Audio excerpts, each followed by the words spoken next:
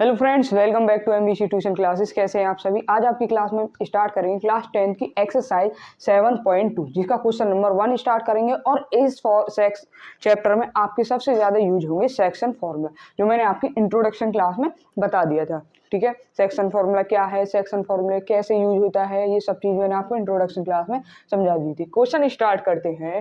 Find the coordinate of the points which divided the join of -1, 7 and 4, -3 in the ratio 2:3। Question में कह रहा है कि हमारे पॉइंट्स दे रखे हैं जिनके हमें फाइंड करने हैं coordinate and which divided the join of -1, 7 and 4, -3 in the ratio. जिसके दो रेशियो दे रखे हैं, जो रेशियो है कितने हैं 2:3। ये दोनों रेशियो डिवाइड करते हैं पॉइंट को -1, 7 और 4, -3 में। ठीक है, तो हमें यहाँ क्या यूज करेंगे, फॉर्मूला आपका यूज होगा सेक्शन फॉर्मूला। तो लिखेंगे सबसे पहले आपका सेक्शन फॉर्मूला। क्या है आपका सेक्शन फॉर्मूला?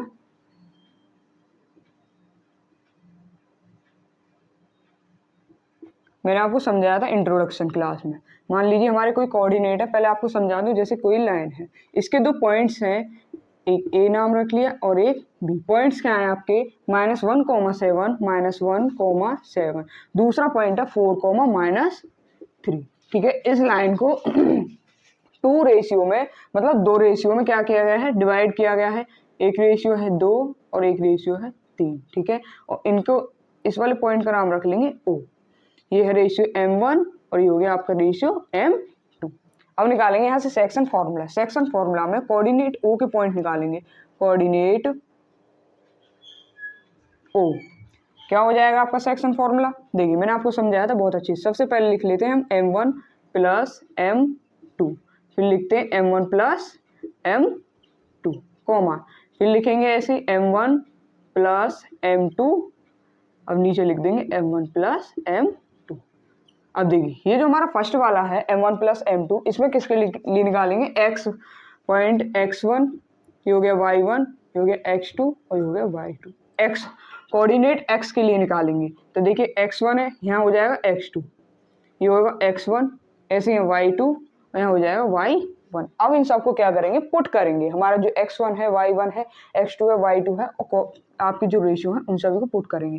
M1 की जगह क्या है 2 इंटू, x2 की जगह क्या है x2 हमारा है 4 प्लस M2 कितना है 3 इंटू x1 कितना है यहाँ पर -1। ठीक है, इतनी बात हो गई फाइनल। अब देखिए नीचे M1 + M2 मतलब 2 +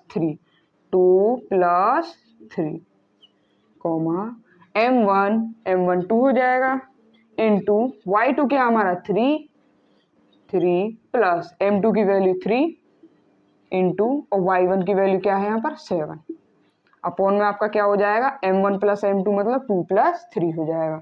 तो 2 + 3। ठीक है, इतनी बात फाइनल हो गई। अब देखिए आगे करेंगे, इसे सिंप्लीफाई करेंगे। 7 है, 2 की मल्टीप्लाई 4 में करेंगे तो 8 हो जाएगा। 2 4 जा 8 प्लस माइनस माइनस हो जाएगा 3 1 जा 3 अपॉन 2 + 3 कितना हो जाएगा 5 कॉमा 2 3 जा 6 प्लस 3 7 जा 21 अपॉन 2 + 3 कितना हो जाएगा यहाँ पर 5 हो जाएगा। अब देखिए 8 में से मैं 3 माइनस कर दूं तो कितना आएगा 5/5 हो जाएगा कॉमा 21 और 6 कितना हो जाएगा यहाँ पर बताइए 27। लेकिन यहाँ पर एक जगह माइनस आएगा x1, ये -3 है। y2 कितना हमारा यहाँ पर y2 -3 हो जाएगा, तो ये हो जाएगा -6। 21 में से 6 माइनस करेंगे तो कितना आ जाएगा 15 आ जाएगा अपॉन 5। 5 की डिवाइड 5 में करेंगे तो 1 हो जाएगा कॉमा 15 में 5 की डिवाइड करेंगे तो 3 आ जाएगा। तो हमारे कोऑर्डिनेट्स क्या निकल के आए हैं, कोऑर्डिनेट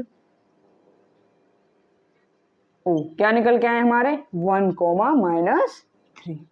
इस तरह से आपका क्वेश्चन सॉल्व होना है और सॉल्यूशन आपका ये निकल के आ चुका है। ठीक है,